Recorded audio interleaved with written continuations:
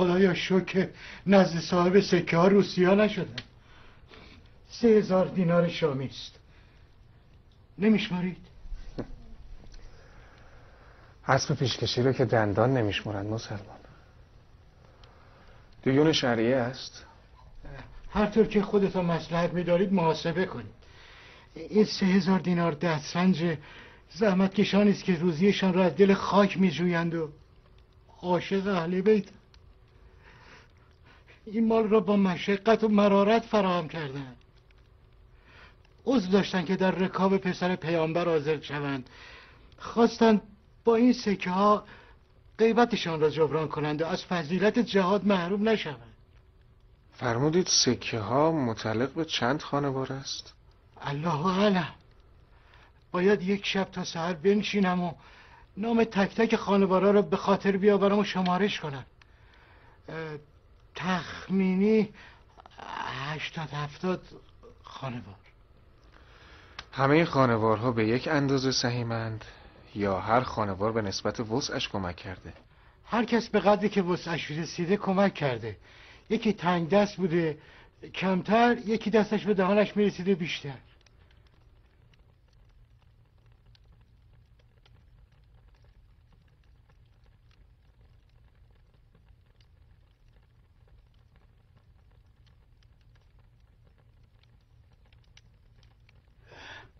قربان سرتان، شک و شبهه‌ای دارید؟ چطور ممکن است احسان یک جماعت 70-80 خانواری که سهم یکسان ندارند درست 3000 دینار شود؟ نه 1 دینار کم، نه 1 دینار بیش. عارضم خدمت سید و سرورم که 168 دینار کم از 3000 داشت که سهم حقیر شد. این مال اندوخته کرده بودم جهت زیارت کعبه. دیدم واجبتر از حج یاری کردن به اهل بیت است. قید حج را زدم و سرراست کردمش 3000. ببخشید که در صدق سخنت شبهه کردم. میخواستم از طهارت این مال مطمئن شدم.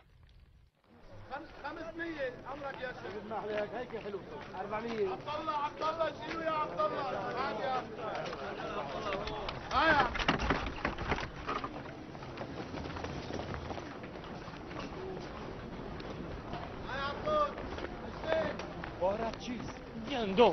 از کجا خریدی؟ از میدان کناسه. منی چند؟ به قیمت خون پدرش. باز هم داشت همه رو فروخت. قیامت است، به جنبی شاید به تهماندهش برسی. چرا این همه پیاز خریدی؟ پیاز که ارزاق نیست. فردا قحطی شد پیاز که جان است، سنگ و سفال را هم میخوریم. نمیگندد؟ اسمش هم بگندد باز به حدش. از کجا خریدی؟ از میدان سلیم. منی چند؟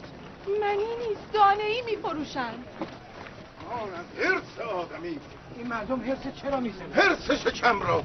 شو افتاده لشکر شام در راه کوفه است. میترسند قحطی بیاورند و بی آذوقه بمانند. عید بنجل فروشان کوفه است مسلمان.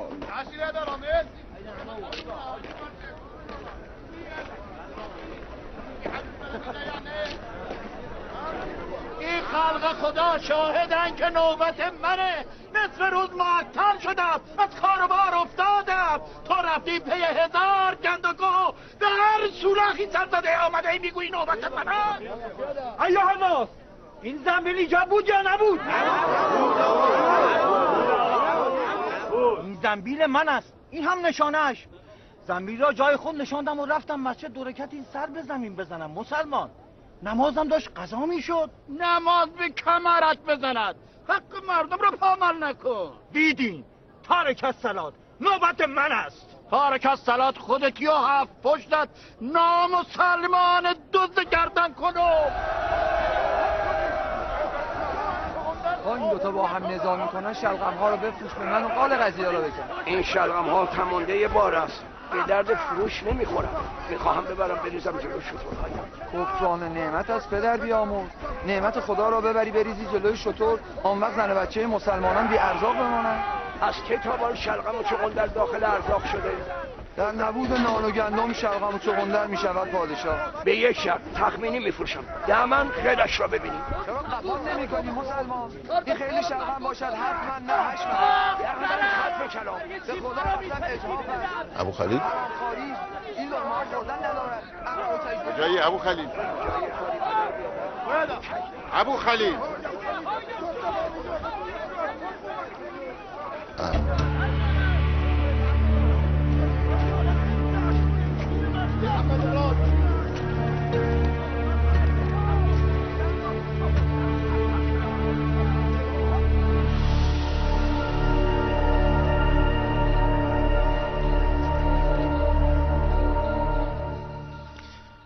از آمدنت مایوس شده بودم معقل. پنداشتم لو رفته ای ولی دوستان پوستت را کندند. میخواستم الرحمنت را بخوانم به حلوایت را بخورم.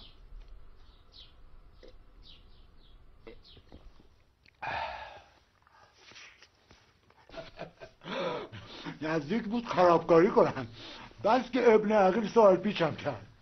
وجوه شریز مال کیست؟ چرا 3000 دینار است؟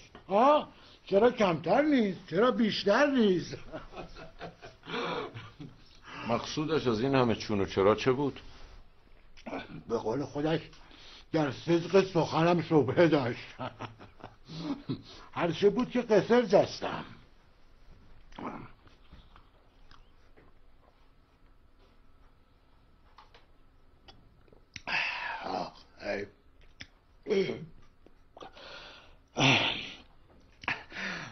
چند روزی بود که غذای سیر نخورده بودم. روزها روزدار بودم و شبها جایت خالی با نماز شب حال میکردم.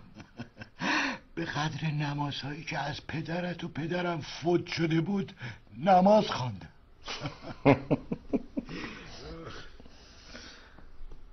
دیدی مسلم در کوفه بود؟ من یقین داشتم که رفتن مسلم از کوفه ترفندی است تا ما دنبال مسلم در کوفه نگردیم. زهی خیال خام که مسلم در خانه هانی است. من مطلب تازه تری دستگیرم شده معقل. بیماری هانی دروغ است. هانی خودش را به مریضی زده و مسلم را در خانهش پناه داده تا زعمای قوم به بهانه عیادت از هانی با مسلم دیدار کنند و بر علیه ما توطئه کنند و کسی هم به آنها شک نکند.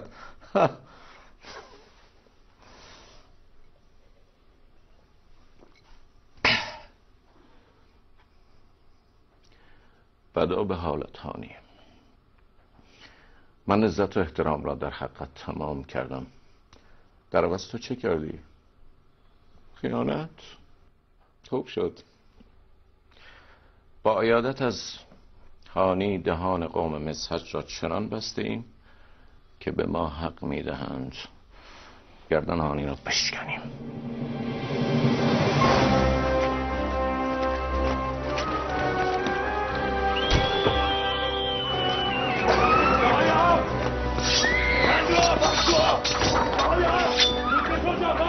عوام رو بنده از سر زنان بردارید. شاید مسلم در زیر عوام رو بنده بنا باشد. بجویید.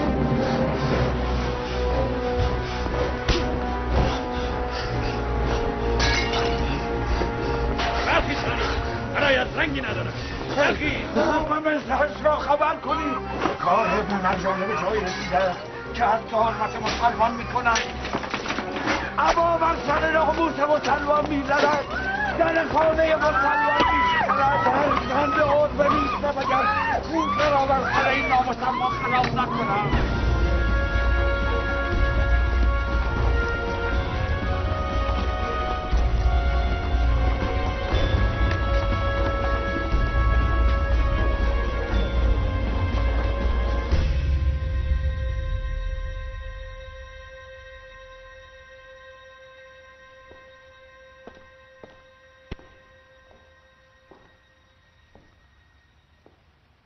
منم جناب هانی، مجاهد همسی، 3000 دینار شامی. یادت هست در خانت به محضر مسلم ابن عقیل مشرف شدم و 3000 دینار بی زبان را تسلیم ایشان کردم.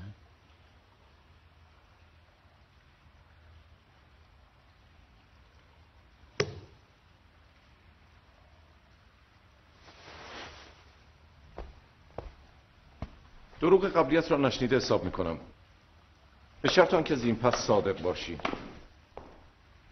مسلم را کجا پنهان کرده ای؟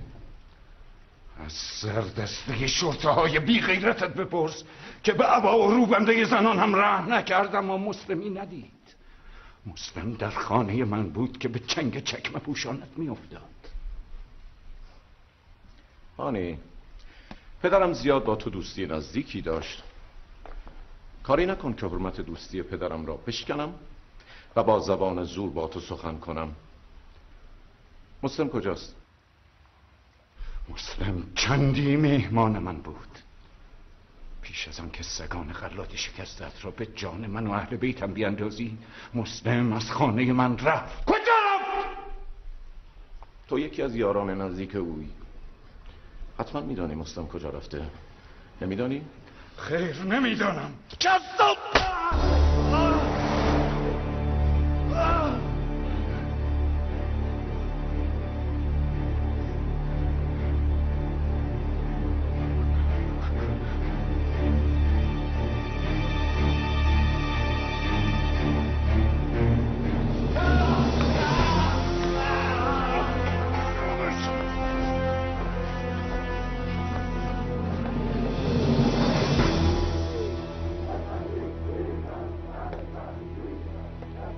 گوش کن. من رئیس گوش کن. این چه قیل و قالیست؟ نمیدانم قربان سرتان. یحتمل مزهجیانن، قوم و قبیله هانی. مسلم ابن عقیل در حمایت من بوده و هست. فرصتی به تو میدهم که از کوپه بروی و دست از مسلم بداری، ورنه کوپه را برای جهنم میسازم. میشنوید؟ وقاحت را میبینید مسلمانان؟ این مرد در قلمرو حکومتم به من تحکم میکند. به خدا قسم پاسخ این اهانت خون اوست. مقل شورای قاضی را خبر کن زود. بنو رئیس. امیر، او را در اتاقی بدار. برای از قارقار چند کلاغ میترسم.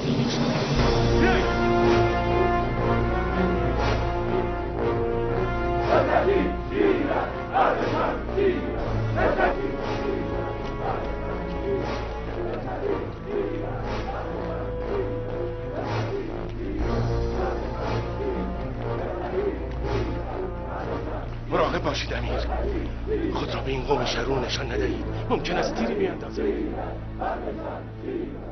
خدایی که از طوفان بترسد هرگز به مقصد نمیرسد.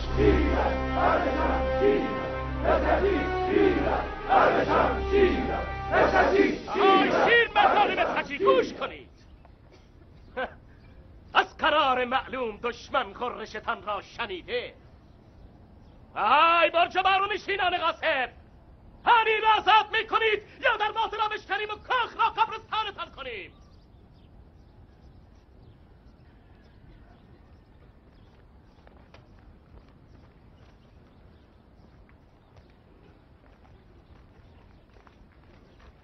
برادران مسحجی، هانی اسیر نیست که آزاد شود. تو چه هستی؟ یکی از خادمینتان، ابن زیاد. به من خبر دادند که مسحجیان شمشیرکشان عازم دارالحکومند. باورم نشد، آمدم تا با چشمان خود ببینم. عزیزان من، این چه جفایی است که در حق خود و ولی امرتان میکنید؟ به خدا سوگند من از سر دلسوزی دوستی هانی را به دارالحکومه احضار کردم که چند روزی میهمان ما باشد تا قائله طرفداران حسین بخوابد.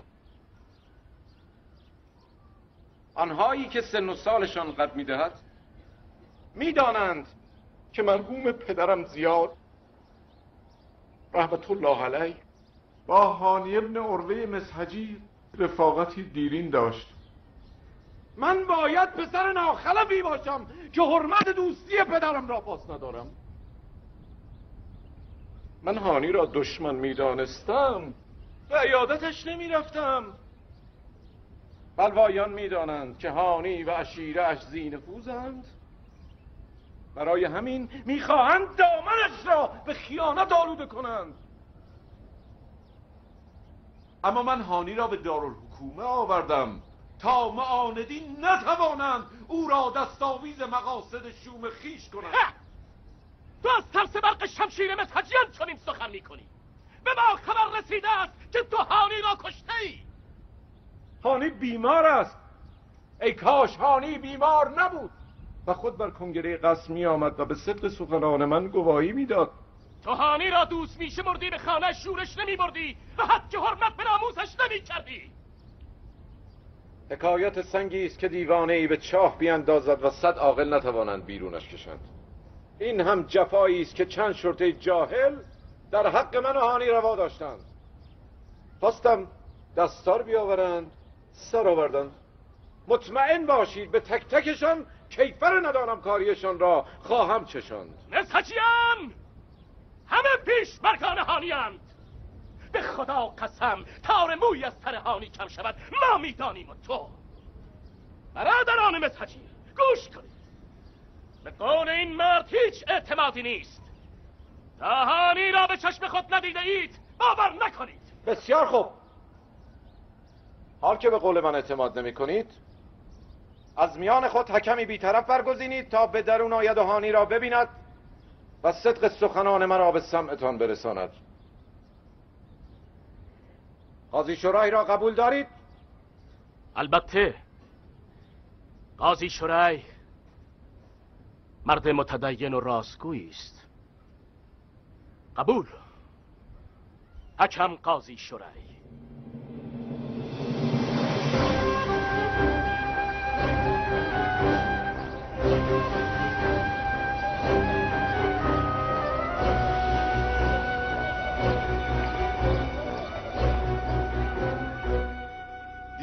میثم تمار و امروز هانی. حتما فردا هم نوبت من یا یکی از حضرات است. کار به همین منوال جلو برود تا رسیدن امام به کوفه ابن مرجانه سر تک تک علما و زعمای شیعه را زیر آب می کند و میمانند مشتی عوام. بعد هم شیخی به ظاهر خدا ترس مثل قاضی شرای را مأمور می کنند تا با 4 آیه و حدیث نبوی دهان عوام الناس را ببندد و فاتحه قیام را بخواند. همانطور که هانی را بداشتند و زدند و دهان مسحجیان را بستند. من قصد مؤاخذه کسی را ندارم. شما هم چنین گمانی کنید مدیون من میشوید. چنانچه جناب مسلم ابن اوسجه به نماز شبهای اون مردک متقلب به ظاهر شیعه اعتنا نمی‌کرد و او را به خانه هانی نمی برد. حکایت امروز هانی این نبود. مسئلتون شیخ، من از طرف امام برحقم مأمور به کوفه شدم تا بر صحت و سقم دعوت کوفیان شهادتم. تا کنون قریب 18,000 کوفی با من بیعت کردند. من هم به پسرم هم حسین نوشتم که عازم کوفه شود و شد. با پیشامدهای اخیر به من حق می‌دهید که تشکیک کنم؟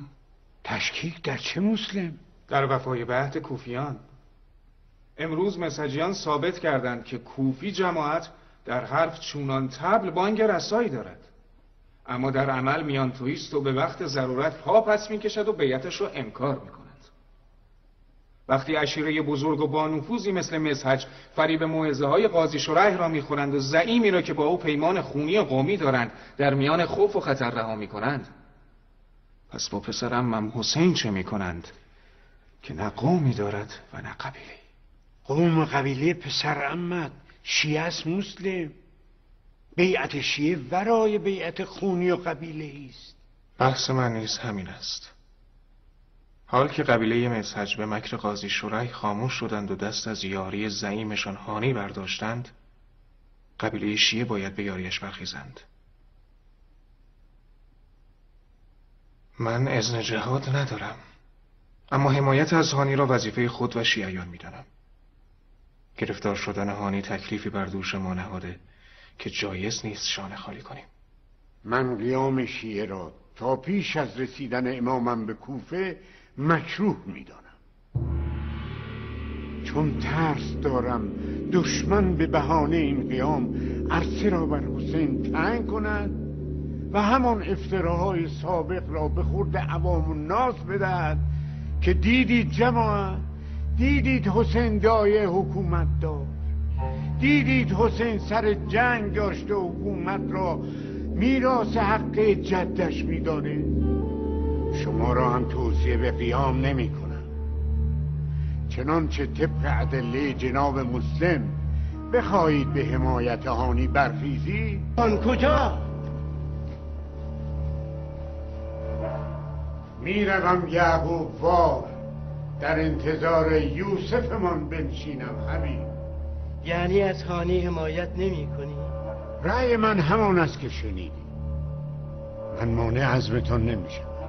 اما تو حریف امثال قاضی شرعی، تو نباشی قاضی شرعی با جعل احادیث و اکاذیب و تفسیر نادرست آیات وحی مردم را سست میکنه. ابن زیاد حریفی مثل شریح را دوبار به میدان نمیفرستد. اگر فرستاد چشم میآید.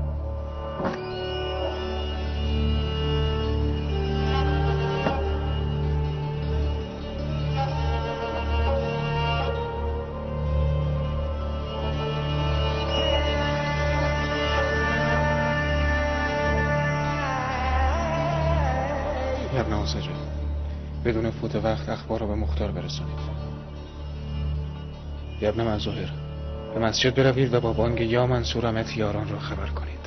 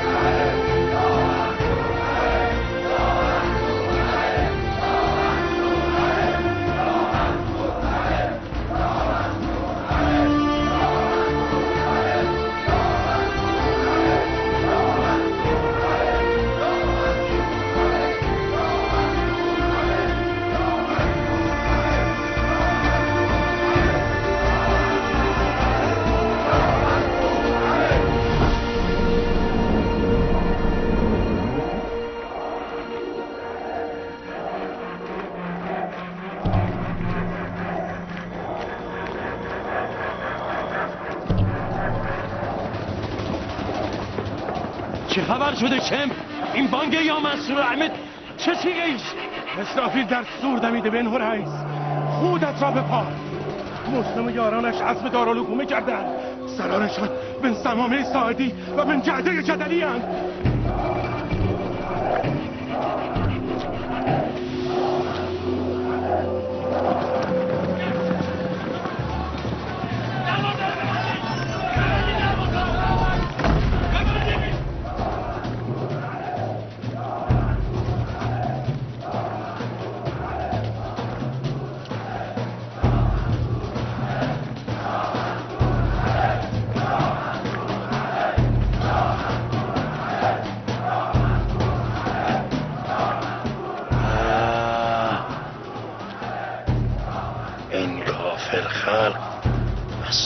جهنم فرار کرده.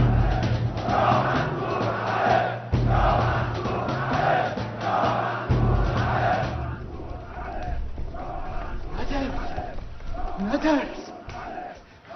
تو که به ترسی جماعت ابن وقت کوفی سوراخ پوش میخرم به 100 دینار. تو مرد خوف و خطر و طوفانی. تو خودت میخواستی مسلم را تحریک به جنگ بکنی. دعا میکردی که مسلم شمشیر بکشد و به میدان بیاید. حالا آمده. میخواستم آقا، اما نه به این زودی. عمر سعد لشکر 10,000 نفرش را هنوز سامان نداده. به جای امید بستن به لشکر 10,000 نفره عمر سعد، لشکریان نامری بیشمار حیلت‌های تکیه کن. چرا قافیه را باختی؟ ترس دشمن عقل است. به ترسی عقلت از کار میفته. گوش کن معقل، گوش کن. از غریبشان پیداست که تعدادشان بسیار است. این بانگ دست کم 2-3 هزار آدم است. 2-3 هزار نفر در برابر 12,000 شامی عازم کوفه 1/4 است. تو لشکر شام را باور کرده ای؟ نه، من تدبیر تو را باور کردم. میخوای قاضی شورای را خبر کنم؟ نه معقل، نه. قاضی شورای حنایش در همان بلوای مسجیان رنگ داشت. ترفندی مثل او تدبیری آشناست. باید دست به دامن گوساله سامری شویم معقل. طلا معقل. بگو هرچه طلا در خزانه کوفه حاضر کنند. من به معجزه طلا ایمان دارم. مسلم قیام به آهن کرده، من قیام به طلا خواهم کرد. ای مردم کوفه، شما برای برپایی قسط قیام کردید، برای از میان برداشتن فسق. شما بر علیه کسانی تیغ برداشته اید که سخن وحی را سبک شمردند، دروغ پیشه کردند و ثروت اندوختند، بخل ورزیدند و ستمکار شدند، قدرت و حکومت را نه برای خدمت به خلق که برای عیش و نوش خود خواستند، از افترا و ارتشاء ابا نکردند و غیبت را اسباب تفنن و تفریح خود ساختند. نماز و روزه به ریا کردند و حج را وسیله فخر فروشی ساختند. پشت به سنت سید المرسلین کردند و روی به سنت‌های جاهلی و گناه کردند. گناه زاده بی ایمانی است. گناه میوه تلخ بی خدایی است. گناه ثمره باور نکردن یوم الجزاست. گناهکار مرگ را فنا داند نه بقا. الموت حق، المیزان حق و القسط حق. ای مردم، شما با کسی بیعت کرده اید که برای امر به معروف و نهی از منکر و اقامه سنت جدش نبی خاتم به پا خواسته. این برهان پسرعمم حسین ابن علی است که به سوی شما می آید. پس بر بیعت خود استوار باشید و جز از خدای خود نترسید که خداوند بر مطیع و شنوایتان رحیم است و کریم و بر نافرمان و گردنکشتان جبار است و قهار. ای مردم کوفه، ما امروز برای حمایت از یارمان هانی برون آمدیم و از کرسی نشین امارت کوفه می‌خواهیم که کرسی امارت وانهد، چرا که زین پس به رأی شما ولایتی بر شما ندارد و بداند که سماجت و ایستادگی در برابر خواست مردم فرجامی جز ذلت و تباهی ندارد.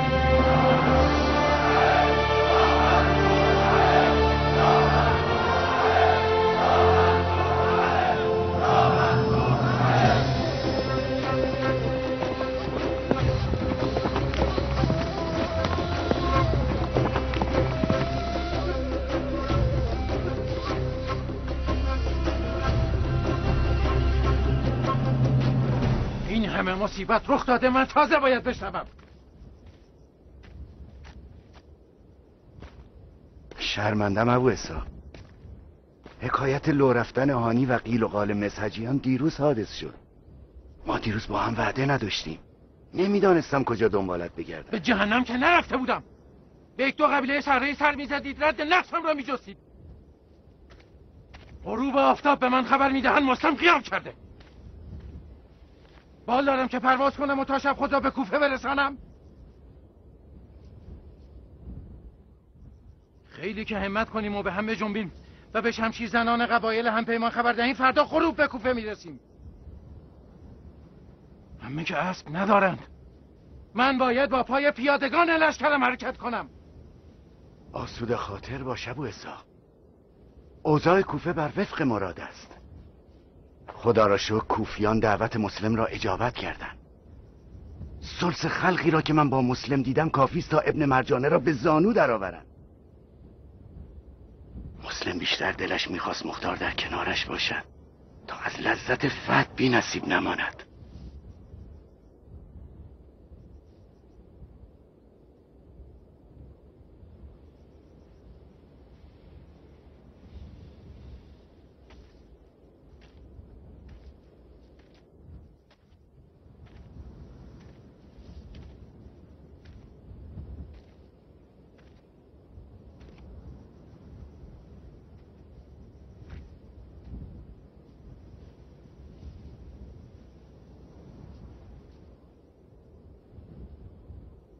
عجیب است که سلیمان به قیام رضایت داده. سلیمان قلباً راضی به قیام مسلم نبوده و آن را مکروه خوانده، اما منعی هم نکرده. یعنی سلیمان و یارانش به میدان نیامدند؟ نه، ظاهراً صبر پیشه کردند و سکوت. قرار است تا رسیدن امام به کوفه دست به شمشیر نبرند. همان که ترسش را داشتم به سراغمان اومد. ابن مرجانه سیاس ماهری باشد. سکوت امثال سلیمان را علم شیطان می کند و خلق را متفرق می سازد. بجون کیان، بجون. هرچه زودتر خودت را به سلیمان برسانده بگو شیخ مختار دستتان را می بوسد، التماستان می کند که سکوت نکنید. دشمن بداند ما اتفاق نظر نداریم وا مصیبت است. به مسلم هم بگو هر جور شده سلیمان و یارانش را متقاعد کند سکوت بشکنند. هر کس سکوت کند بر مرگ شیعه رضایت داده. برو کیان برو.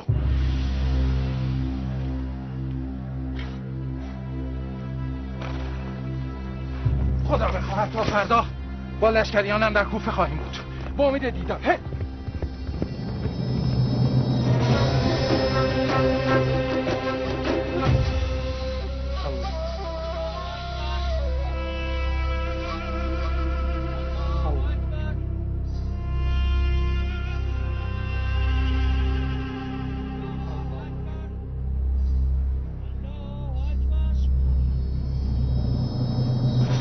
خدایا توی عالم به حکمت این سنگ، تو به این سنگ منزلت و عزت بخشیدی و آن را گوهری گرانبها نمودی و آدمیان را در مقابلش به کرنش واداشتی. پس به معجزه پنهان در این نشانت تو را قسمت میدهم که آن را اسباب دفع شر کنی و درخششش را مایه بینایی بندگان جاهلت قرار دهی. آمین.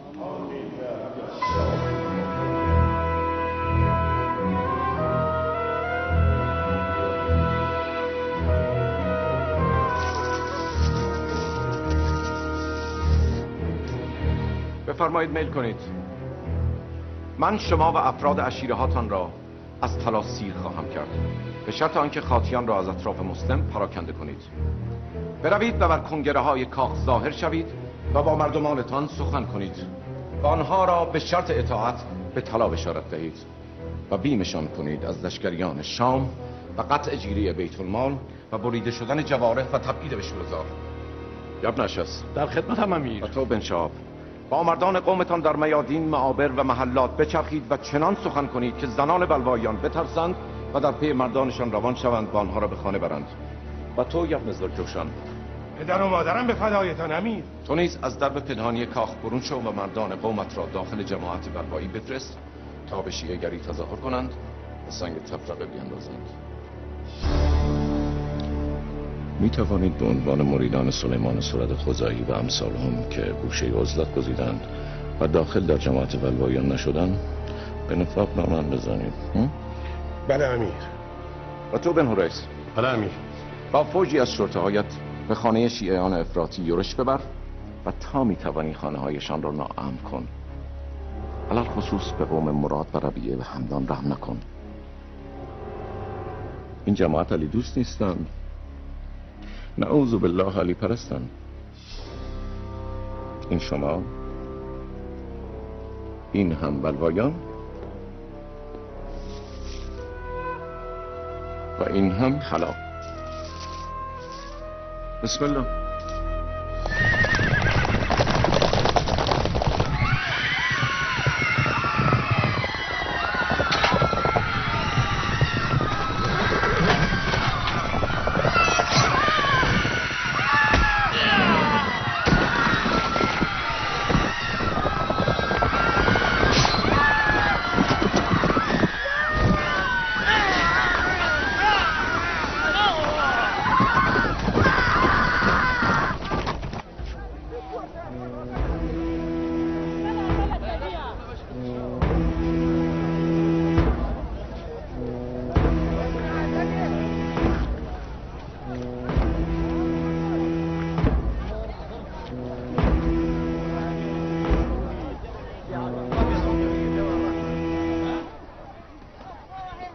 ای مردم کوفه، شامیان به قصد حربیان و بلوایان به کوفه آمدند.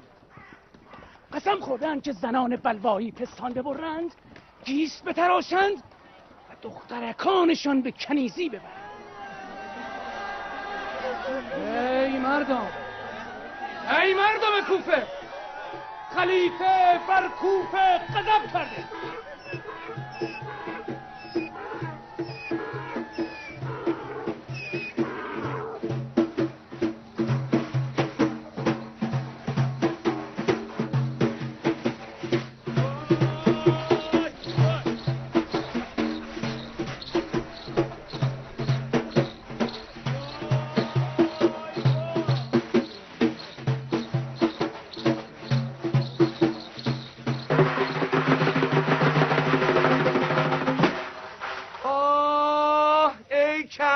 ابروان کم انگیسوان، ای قنچه لبان زنبق بینی، ای سیمین رخان گلندام معطر، ای حریر تنان حریرستان خلقت. خدا وقتی زن را خلق کرد مبهوت خلقتش شد. آخه حیف شما نیست که در زیر سم ستوران ریشتان کنند. این شوهران کله پوک قلچماقتان را افسار کنید و ببرید پیش امیر سخاوتمند کوفه، شمشیر بدهند و طلا بستانند. طلا، شمشیر بده طلا بگیر، شمشیر بده طلا بگیر، شمشیر بده طلا بگیر، شمشیر بده.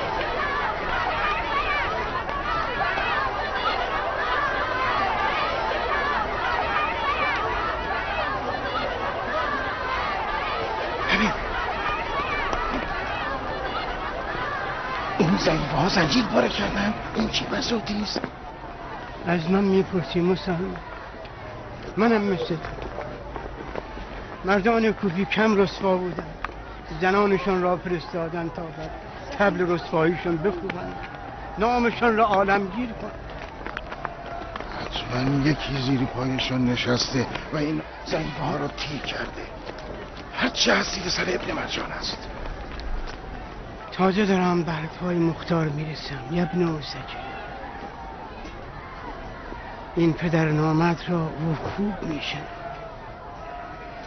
هیچ کسی به تدبیر و اعتنا نکرد.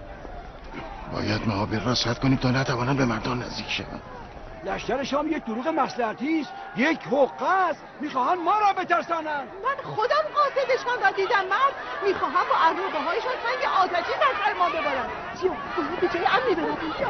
با هزار امید و آرزو یتیم بچه بزرگ کردم تا نانآورم باشد و عصای دستم. خیرت پیشکش، نمیخواهم داغت به دلم بماند. مادر، گناهش به گردن تو نبودی که یاری دین خدا را در گوشم لالایی میخواندی؟ هنوز هم میخوانم. خب من میخواهم جهاد کنم. جهاد به تو نمیرسد که تنها نانآور خانه ای. همین ها که رسن بسن. شکور، هم وزن شمشیرت طلا میدهد. وای خدا، در خواب هم نمیدیدم. بیان که قطره خونی از دماغت گید یک عالمه طلا میگیری. من سینه ریز میخرم. ای بس طبیبه، یواشتر، مردم بشنون میخندن. این چه حرفیست که میزنی؟ خودت قول دادی وقتی به قصر حمله کردید از زنان قصر برای یک سینه ریز غنیمت میگیری. دیشب وعده کردی نکردی؟ وعده کردم، هنوز که به قصر حمله نکردیم. خب این چه کاریست که جانت رو به خطر بیاندازی و بجنگی؟ بی جنگ و دعوا شمشیرت رو میدهی، در عوض طلا میگیری.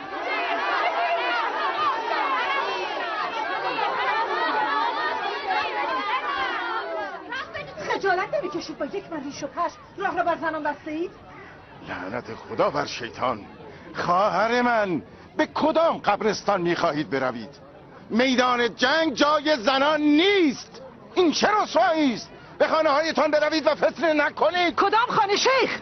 خانه‌ای که سایه سرش رو به قربانگاه بردین خانه نیست، جهنم است.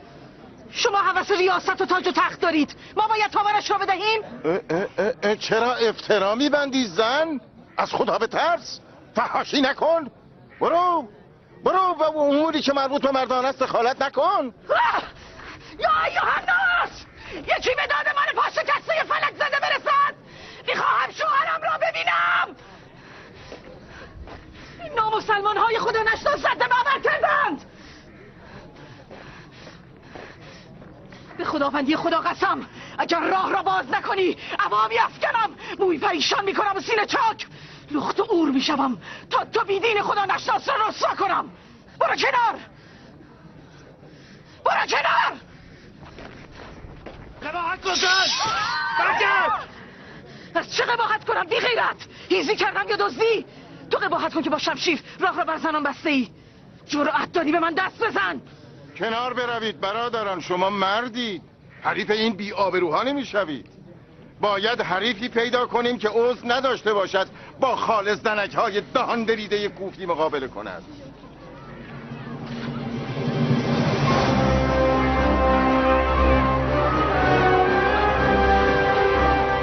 تو رو بکشم، لشکر یتیمانت چه کنم؟ دست پیش چه کسی دراز کنم تا لقمه خیرات کورت کند؟ گله شطور داری یا نخلستان تا گردن میشه تساناکت کش نکنیم. هیاهو نکن زن، آبروداری کن. به دفاع از دین خدا برنخیزم که کشته میشود. تو به دفاع از دین خدا برنخیزی، دین خدا از دست میرود. این همه خلق از دین خدا حمایت کنند.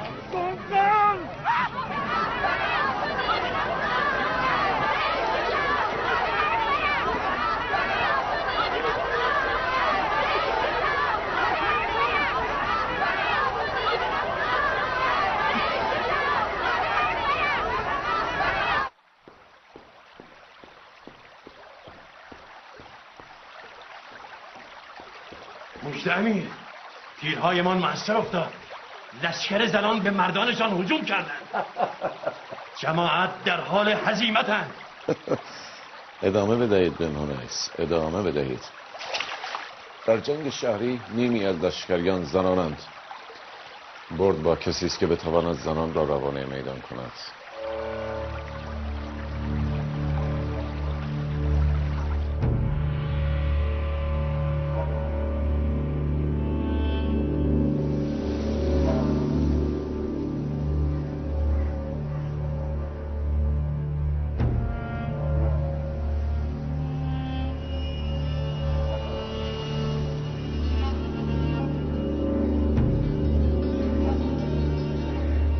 در تیررس دیدبانان برجی، شاید تیراندازانشان به ما حمله کنند. بهتر است در پناه دیواری جمع شویم.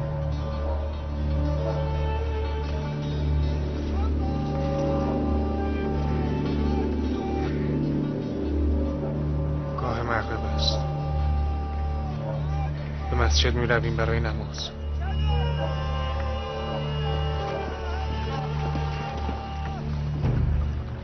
نماز اول وقت چنان فضیلت و ثوابی دارد که ملائک از عهده محاسبش بر نمی آیند. امشب خانه خدا را از ما دریغ کردند برادران. بهتر است زیر همین سقف اقامه نماز کنیم. بسم الله الرحمن الرحیم. الحمد لله رب العالمین. یا رحمان یا رحیم.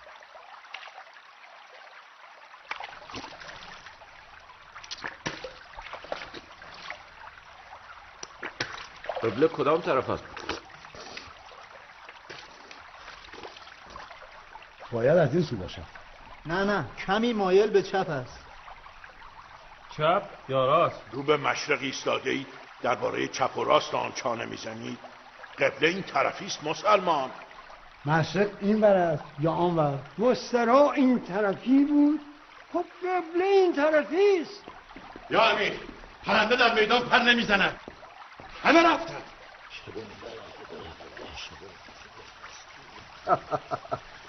پرنده در هوا پر نمیزند چون هوا تاریک است بنو رئیس. پرندگان به وقت شب پرواز نمی کنند به جز خفاشان و جغدان شوم. این یک عقب نشینی مصلحتی است، درست مثل عقب رفتن کسی که بخواهد از جوی بپرد. بر همه معابر شبگرد و شرطو بگمارید. خواب امشب حرام است. هر کس از خانه برون شد حروریست و خونش حلال. بله امیر. راستی بنو رئیس؟ بله. قبله کدام طرف است؟ قبله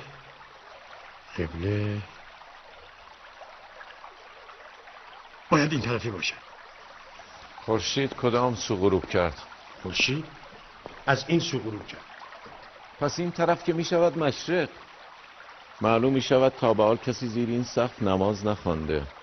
قربان سرت، تا جایی که من به یاد دارم همواره نمازات در مسجد خواندی. بله، پس سری به مسجد بزن. بلوایان در مسجد بیتوته نکرده باشن نمازت را هم همانجا بخوان. بله امیر. هر کس حاجت به تجدید وضو دارد اقدام کند. عاقبت یقین کسی شد که قبله کدام طرف است؟ شما این طرفی نماز کنید. غلط بود کفارش با من. قامت الصلاة. نیت 3 رکعت نماز مغرب اقتدا می کنم به مقتدای حاضر امیر عبیدالله ابن زیاد قربتاً الی الله.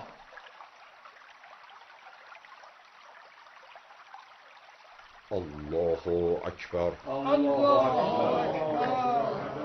الله اکبر.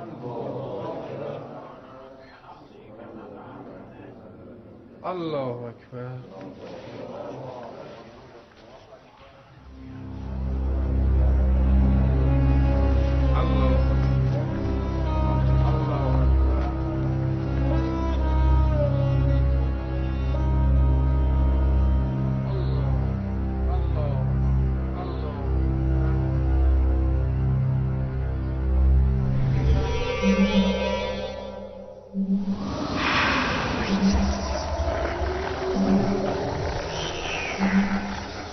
یا اشباح الرجال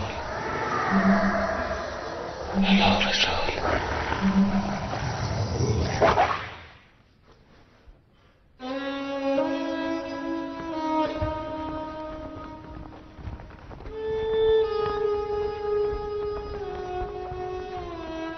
توصیه می کنم در مسجد بمانیم تا فرجی شود. شنیدم مختار ثقفی با لشکری به سوی کوفه روانه شده.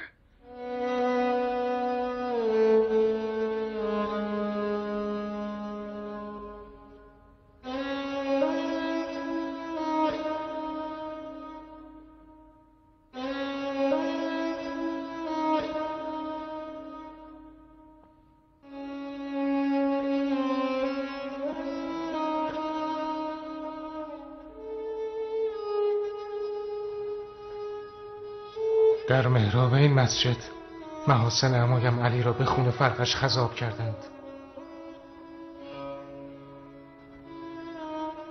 من از قضای الهی به قدر الهی خواهم گریخت.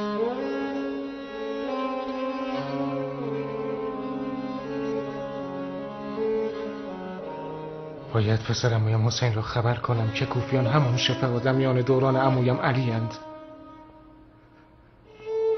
باید او از نزدیک شدن به کوفه باز دارم.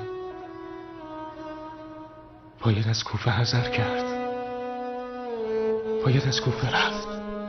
همه دروازه های شهر را قرق کردند. فقط از راه شط می شود از کوفه گریخت. پس به راه شط می رویم. راه بلدی راه نشان بدهد.